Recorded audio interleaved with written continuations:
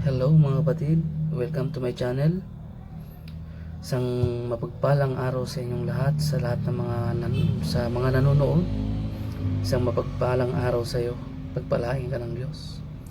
So sa araw na ito mga kapatid, minsan pa muli ako'y magbabahagi sa inyo ng salita. Itong salita pang mga kapatid na Panginoon, ito'y narinig ko lang sa isang mangangaral. Ito'y sobrang na-bless ako sa mensaheng ito, na dapat ito'y malaman ng bawat isa sa atin. Ito'y napakahalaga sa bawat isa sa atin. Muli, isang mabilis lang po ito, at basahin na natin ang salita ng ating Panginoon sa Mateo 3:33. Praise God.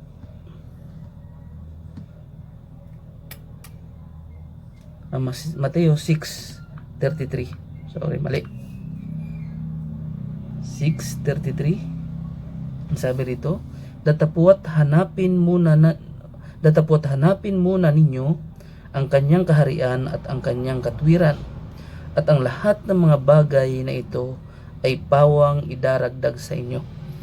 Datapwat hanapin muna ninyo ang kanyang kaharian at ang kanyang katwiran, at ang lahat ng mga bagay na ito ay pawang idaragdag sa inyo. Praise God. So napakalinaw mga kapatid, na sa mundong ito mga kapatid ay tayo isang manlalakbay lamang. Dadaan lang tayo sa mundong ito. Naglalakbay lang tayo sa mundong ito. Ang tutunguhan natin ay ang kaharian ng Diyos. Sabi ng Diyos, datapwat hanapin muna natin ang kanyang kaharian. Meron siyang kaharian na dapat nating hanapin.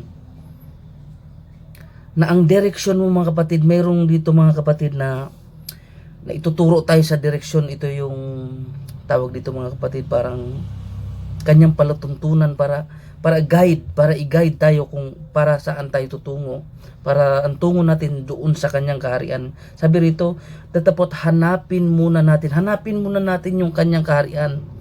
Sa mundong ito kasi naglalakbay tayo papunta doon sa kaharian ng Diyos at ang kanyang katwiran, para yung guide natin na diretso talaga tayo doon sa kanyang kaharian. Hindi tayo kung saan dumaan, lumiko. Kung makikita natin ang kanyang kaharian, para makita natin ang kanyang kaharian, kailangan natin sundin yung kanyang katwiran.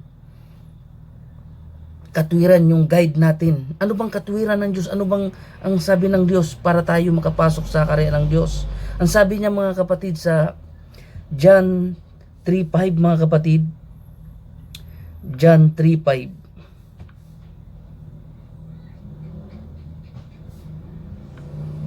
Yun yung tuturo talaga sa atin para hindi tayo maligaw. Ito yung katwiran ng Diyos. Ito yung utos ng Diyos sa bawat isa sa atin para tayo ay langit, sa kanyang kaharian tayo mapunta, hindi tayo maligaw.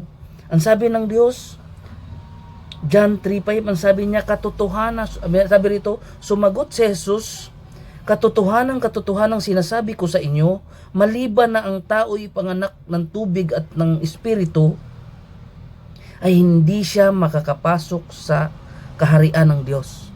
Kumbaga, hindi tayo papapasukin sa kanyang kaharian. Kailangan natin ng guide kung paano ba tayo makapasok sa kaharian ni Diyos, makapunta sa kanya, mahanap natin ang kanyang kaharian.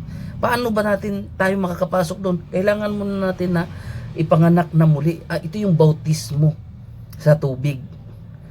Panganak na muli sa tubig para tayo makapasok sa kaharian ng Diyos. Bakit kailangan tayo ipanganak? Bakit tayo kailangan maipanganak sa tubig?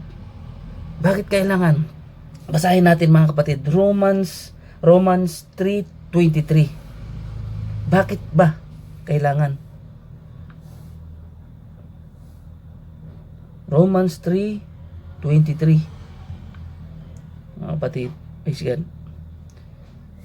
Bakit ba kailangan tayo maipanganak sa tubig? Sabi rito mga kapatid, sapagkat ang lahat ay nagkasala nga at hindi nangakaabot sa kaluwalhatian ng Diyos. Kasi tayo mga kapatid, kailangan tayo mahugasan. Kailangan tayo, kasi kailangan may panganak sa tubig. Kasi para tayo mga kapatid ay mahugasan kasi tayo lahat ay makasalanan, sapagkat ang lahat ay makasalanan nga at hindi na nga kaabot sa kaluwalhatian ng Diyos. Lahat tayo nagkasala, lahat tayo makasalanan. So kailangan natin mabautismuhan, kailangan natin mahugasan bago tayo makapasok sa kaharian ng Diyos. Kailangan natin na nasundin ang kanyang katwiran. Ito yung katwiran ng Diyos para tayo mahugasan. Basahin natin mga kapatid. Ba't kailangan talaga ng bautismo? Yung bautismo ba ay para paghugas ng kasalanan? Basahin natin Acts 2:38. Ito'y aral ni Pedro mga kapatid. Praise God. 2:38 mga kapatid. Sabi mga kapatid, sa Acts 2:38, sabi ni Pedro, at sinabi sa kanila ni Pedro, mangagsisi kayo at mangagbautismo ang bawat isa sa inyo sa pangalan ni Jesus. Bakit? Sa ikapagpapatawad ng inyong mga kasalanan at tatanggapin ninyo ang kaloob ng Diyos at ng Espiritu. Ano nabasa natin kanina? John 3:35. Na ipanganak tayo sa Espiritu at naipanganak tayo sa tubig at sa Espiritu para tayo'y makapasok sa kaharian ng Diyos. Para doon talaga ang langit talaga ang punta natin.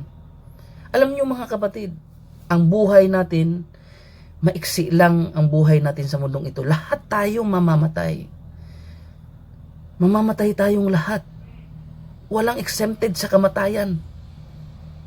Gaano ba katagal ang isang tao? Sabihin natin, matagal ang isang tao. Pinakamatagal, 130 o 120 years sa mundong ito. Gaano lang yun kaiksi? Ikumpara mo sa habang buhay na pinangako ng Diyos sa bawat isa sa atin. Ang punta ng tao mga kapatid, dalawa lamang. Pag ikaw ay pumikit ang iyong mga mata, ang punta mo ay langit at impyerno ayon sa nagawa natin sa mundong ito. Ang bautismo mga kapatid ay isang requirements lamang ng Panginoon para ikaw ay makapasok sa kaharian ng Diyos. Pagkatapos mo mabautismuhan, ipamuhay mo si Kristo. Ipamuhay mo siya para ikaw ay makapasok. Hindi na natatapos doon. Kailangan mong sundin pa rin yung katwiran ng Diyos. Yung kanyang katwiran. Praise God. Yun ang ano ng Diyos na dapat sundin natin para i-guide tayo kung saan tayo tutungo. Ang buhay dito sa mundo mga kapatid, mayroon tong pakikipagbaka. Hindi lahat ng dadaanan natin ay patag. Hindi lahat ng dadaanan natin ay ayos. Magandang daanan. Minsan pa dadaanin tayo ng Diyos ng yung lubak-lubak na daan. Yung mahirap daanan. Pero mga kapatid, praise God, madadaanan natin yun. Lahat naman tayo dadaan dyan eh. Maglingkod ka sa Diyos, hindi ka maglingkod sa Diyos, dadaan ka dyan. Pero mga kapatid, pag ikaw mga kapatid ay nasumpungan mo ang katotohanan at nasumpungan mo ang ating Panginoon, taglingkod ka sa Kanya ng tapat at nanatili ka. Sabi nga sa Mateo mga kapatid datapuat ang magtiis hanggang wakas, siya lamang yung maliligtas. Hanggang sa huli ng hininga ng buhay mo, dapat maglingkod ka sa Diyos. Kasi ang buhay natin ay napakaiksi lang. Kawawa ka pag ikaw ay na pumikit na, nadatnan ng kamatayan, na wala ka sa paglilingkod sa Diyos. Kasi ang punta mo, alam na natin kung saan punta natin. Kasi iyon ang requirements ng Diyos. Nagawa mo ba yung requirements ng Diyos para lang ikaw ay makapasok sa langit? Kung hindi mo nagawa yun mga kapatid, yun ang Diyos ang nagsabi. Hindi, Biblia ang nagsabi, hindi po ako. Diba? Sabi doon, kailangan tayo katotohanan sinasabi ko sa inyo, liban ang tao ay panganak sa tubig at ang Espiritu ay hindi siya makakapasok sa kaharian ng Diyos. Ang Panginoon mismo ang nagsabi, Biblia mismo ang nagsabi, hindi po ako. Tayo'y manlalakbay lang, maiksi lang ang buhay. Encourage ko kayo mga kapatid. Sa nanonood ng video ito, encourage ko kayo. Maglingkod tayo sa Diyos.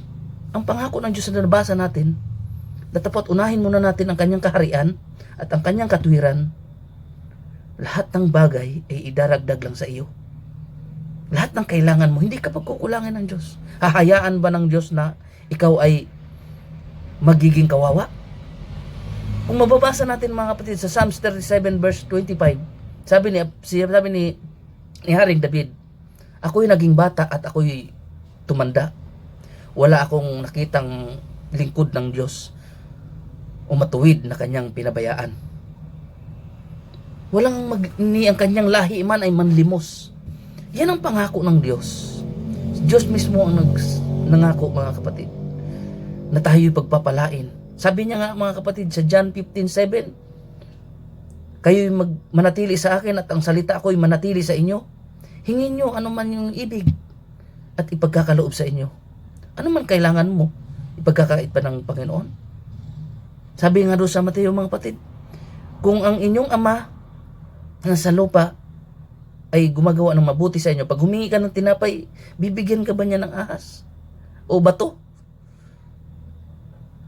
Bibigyan ka ba niya? Di ba? Bibigyan din ng tinapay. How much pa ang inyong Panginoon sa langit? Diyos natin.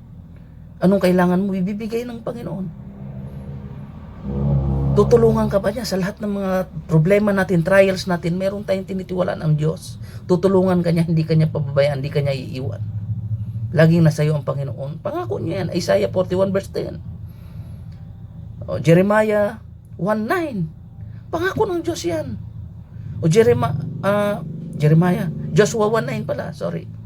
Joshua 1:8. Diba? Ang lahat ng ito na kautusan ay huwag mawalay sa iyong bibig, kundi yung pagbulay-bulayan araw at gabi. Praise God. So, yun yung ano ng Panginoon. Yun yung kalooban ng Panginoon. So, ikaw ay manatili sa Kanya. Ikaw ay sumunod sa Kanyang katuwiran. Pagpapalain ka ng ating Panginoon. Ikaw Panginoon, ikaw nabubulol ako mga kapatid, may tao saglit lang.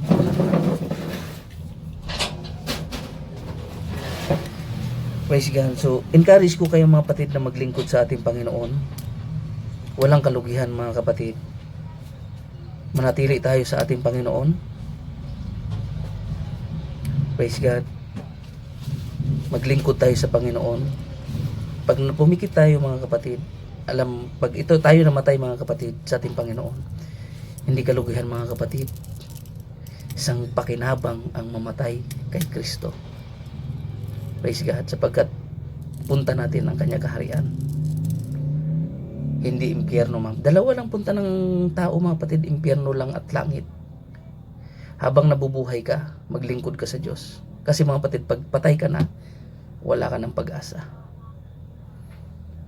Hindi totoo mga kapatid na may purgatorio, ipapanalangin ka para lang makatawid ka sa langit. Hindi po yan totoo. Pagpikit ng iyong mga mata, dalawa lang ang punta, langit at impyerno. So encourage ko kayo mga kapatid, maglingkod tayo sa ating Panginoon. So salamat sa inyo mga kapatid. Salamat sa inyong oras sa panonood. At pagpalain kayo ng ating Panginoon. Salamat. Praise God. Ang ganda ng timing na.